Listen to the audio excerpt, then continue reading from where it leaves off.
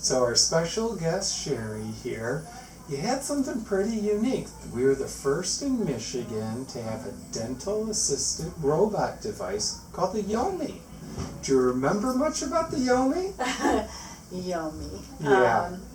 I remember you introducing me to Yomi, and I was like, oh my goodness. A robot. bot. Yeah. And I remember very little about Yomi, Mm-hmm. but I do remember once getting to experience a little bit. Yeah.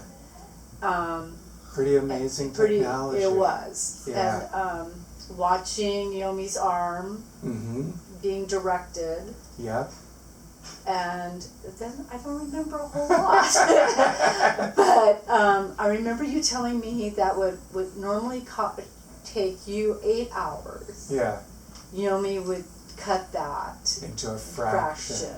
We're actually taking patients with dentures where 3 to 6 or 6 to 9 hours in minutes.